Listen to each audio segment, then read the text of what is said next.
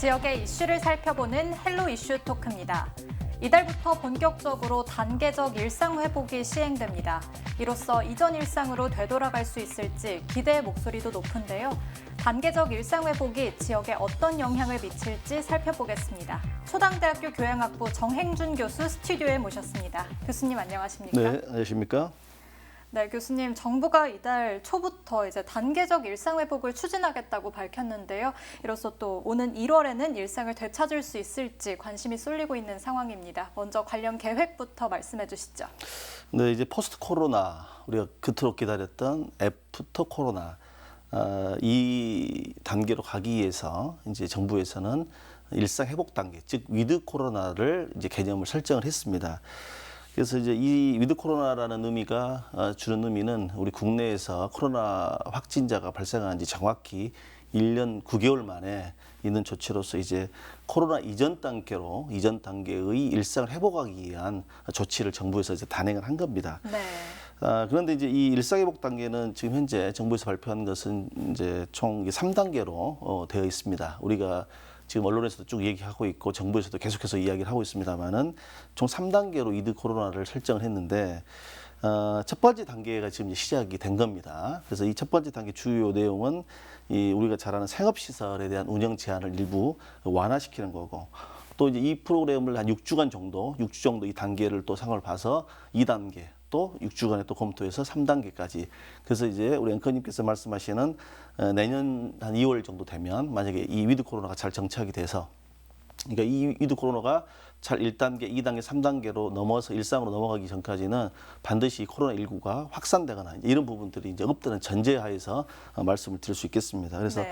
최종 3단계까지가 된다면 거의 4.5인 같은 경우도 완전 해제되는 굉장히 이제 질 높은 우리 국민의 삶들이 이제 다시 한번 이제 펼칠 수 있다라고 이제 볼 수 있겠습니다. 이제 방역은 방역대로 하는데 이 방역의 개념을 이제 국민 개개인에게 일상에서 개개인들이 방역 수칙을 자율적으로 이제 한번 해볼 수 있도록 하는 그 기회가 이제 허락된 겁니다. 네. 따라서 정부에서도 지금 발표를 보면 일일 확진자 수가 5천 명을 넘고 또 중환자실이라든지 입원 병실 가동률이 80%를 이렇게 초과해버리면 다시 서킷 브레이크, 다시 말하자면 다시 코로나19 상태로 다시 전환하겠다는 것이 발표입니다. 그래서 이 부분이 이제 굉장히 우리 기다렸던 이제 정책이기도 합니다만은 우리가 정확히 이해할 것이 이 코로나가 극복된 상황이 아니다는 점을 우리가 유념해야 될 것 같다는 생각을 갖습니다. 그러면 우리 시청자분들께서 가장 관심이 높은 분야가, 저도 곰곰한 생각을 해봤습니다. 저도 이 마스크를 끼고 언제까지 강의할 수 있을까, 언제까지 강의를 해야 되냐 이야기거든요. 그래서 네. 제가 꼼꼼히 찾아봤습니다.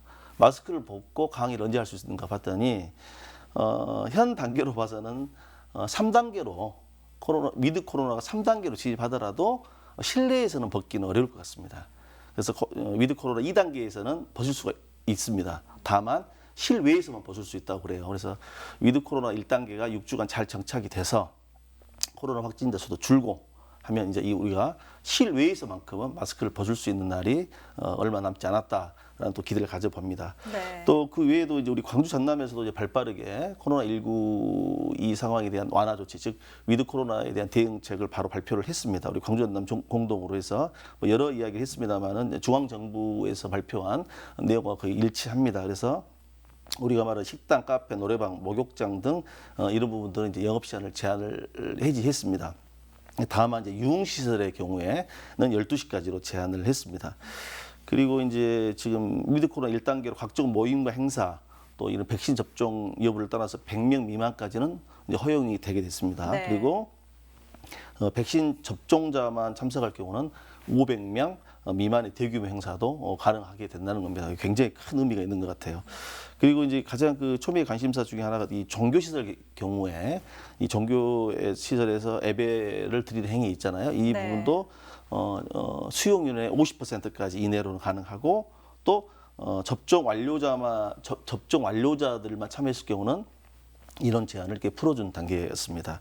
그래서 이런 이제 위드 코로나 선언의 의미는 사실은 이제 백신 접종률 우리가 80%를 도달한 이러한 어떤 계량적 수치가 이제 우리 국민 생활에 이제 민생 안정, 또 경제 회복, 특히나 이제 중소상공인들에 대한 어려움, 또 자영업자에 대한 어려움 이런 부분들이 고려돼서 한 선언이기 때문에 우리 국민 모두가 정말 방역 수칙에 대한 좀 민감성을 유지하면서 이 위드 코로나를 1단계에서 3단계까지로 우리가 정말 그 진화시키는 이런 노력들이 우리 모두가 우리 다 같이 한번 노력을 해야 될 상황이다라는 말씀을 드리고 싶습니다.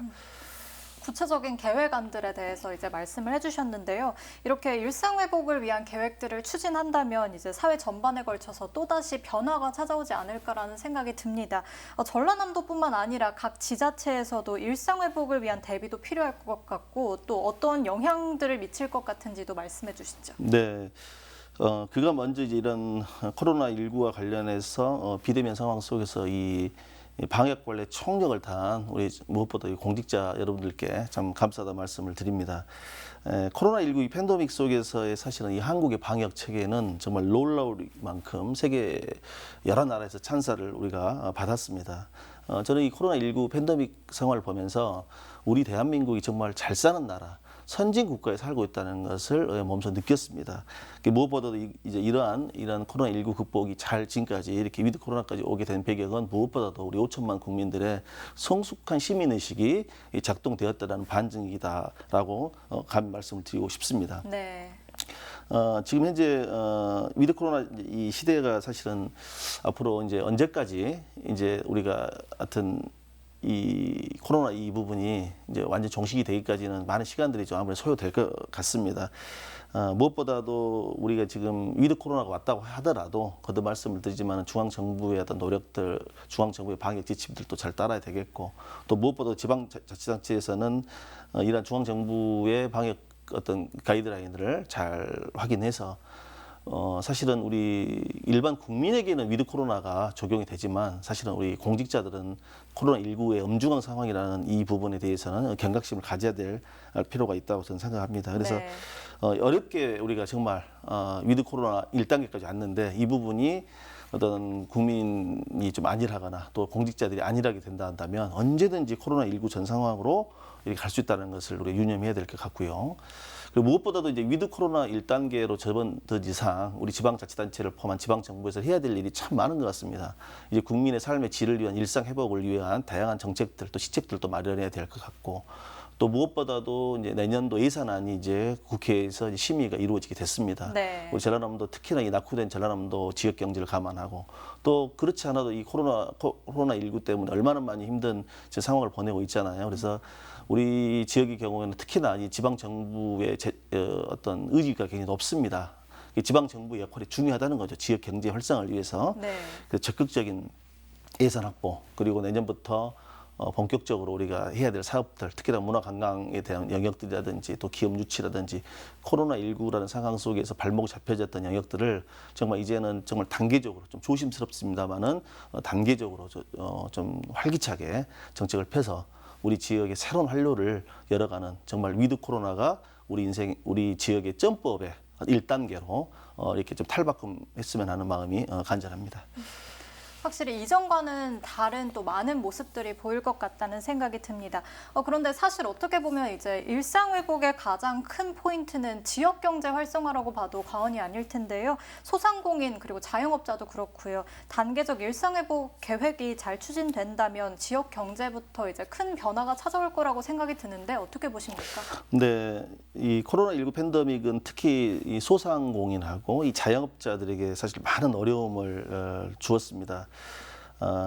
중앙 정부 차원에서 이제 소상공인이나 자영업자들에 대한 손실을 보장해주기 위한 여러 재정 지원책들을 지금 펼치고 있습니다만은 사실 역부족입니다. 그리고 그러나 이제 그나마 다행스러운 것이 우리 전 국민의 백신 접종률이 80%를 이미 이제 상회했고 그로 인해서 이제 위드 코로나가 시대가 또 도래했고 따라서 이제부터가 이제 이 자영업자와 소상공인들을 위한 지원 또 그리고 국민 모두의 열렬한 또 이 지원이 같이 이루어져야 된다고 볼 수 있겠습니다. 네. 지금 상황에서는 뭐 여러 영역도 있겠습니다. 소비가 또 미덕이라는 말이 있잖아요. 그래서 이 경제라는 것이 뭐 저도 경제학자는 아닙니다만은 이 순환되지 않고는 우리가 말하자면 소통 능력이 중요한 것처럼 이 경제라는 것도 결과적으로 활기차게 이 자본의 흐름이 원활하게 유지되는데 이번 위드 코로나가 그 조금 시발점이 됐으면 하는 생각을 가져봅니다.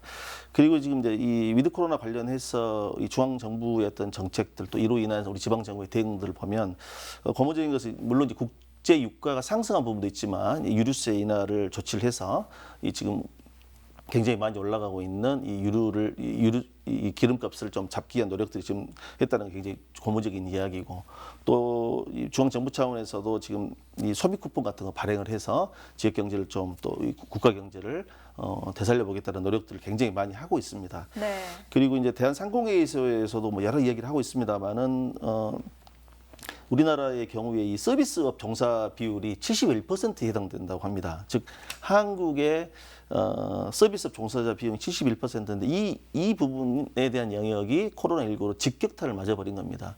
저도 대학에 있습니다만 학생들 서비스 관련 뭐 조리 분야라든지 항공 서비스 분야 이런 부분들에 대해서는 취업률이 거의 막힌 상태거든요. 그래서 이러한 경제가 빨리 회복이 돼야지만이 뭐 대학생들의 취업률도 고용 지표율도 올라갈 것이고 무엇보다도 이러한 국가 경제와 특히나 우리 전남 경제를 봤을 때는 이 코로나19 이 여파가 굉장히 지금 사실은 극복이 쉽지는 않을 것 같습니다. 네. 그럼에도 불구하고 우리 모두가 좀 힘을 합쳐서 또 중앙정부에서 하고 있는 다양한 어떤 정책 지원들 또 소상공인 또 이 중소기업들을 위한 또 다양한 정책들 또 우리 주민들도 또 우리 향토 기업들 또 사랑해 주고 또 우리 향토 기업에서 제조한 어떤 그 제조품들도 우리가 잘 구입해 주는 이런 노력들이 굉장히 필요할 것 같습니다. 또 하나 더 말씀드리고 싶은 것은 아무래도 이제 우리 지역 측면에서 지방 정부가 할 수 있는 것은 무엇이냐라고 봤을 때 지방세율을 좀 인하해 준다든지 또 일정 부분 또 다양한 형태의 인적 어떤 인건비를 지원해 준다든지 이러한 형태로 어떤 우리 지방 소상공인과 자영업자를 위한 노력들을 지방 정부 차원에서라도 별도로 또 좀 적극적으로 해야 된다 이런 말씀을 드리고 싶습니다. 네, 이렇게 경제 관련한 말씀을 듣다 보니까 또 문화관광 이야기를 또 안 할 수가 없을 것 같은데요. 이 산업들이 활기를 찾으면 지역 경제도 당연히 활성화될 수밖에 없을 텐데 그동안 침체됐던 문화관광 사업에도 어떻게 긍정적인 영향을 미칠 거라고 보십니까? 네, 아무래도 긍정적인 영향을 미친 수밖에 없다고 보여집니다. 위드 코로나 또 포스트 코로나 시대에 전남의 사실 미래를 새롭게 준비할 수 있는 발판이 바로 이번 위드 코로나의 어떤 선언인 것 같습니다. 분명한 것은 코로나 이전과 이후에 우리 일상의 삶과 또 우리 사회의 이 흐름은 분명 변화가 된다는 사실입니다.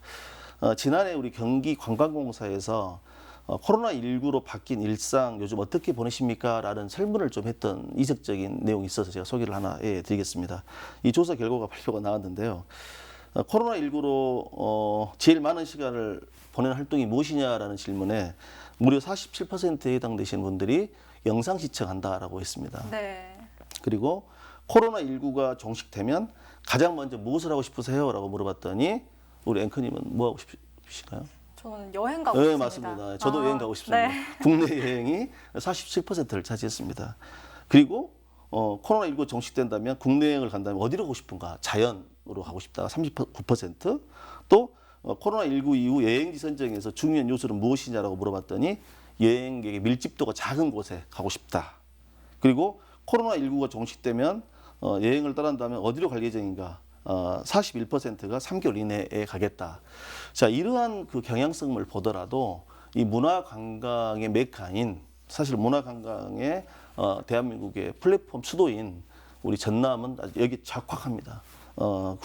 이 자연도 있고 여행 밀집도도 좀 낮고 또 생태 환경도 잘 보존돼 있고 이런 측면에서 우리 문화관광을 바라보는 시점, 특히 이 문화관광 산업을 우리 전라남도가 어떻게 해야 될지에 대한 것은 굉장히 좀 우리가 관심을 가져야 될 부분이라서 생각하고요. 네. 또 여기서 보니까 또 얼마 전인데 이 서울 관광재단에서 설문조사를 또 하나 발표한 이색적인 내용을 소개 한번 해드리겠습니다.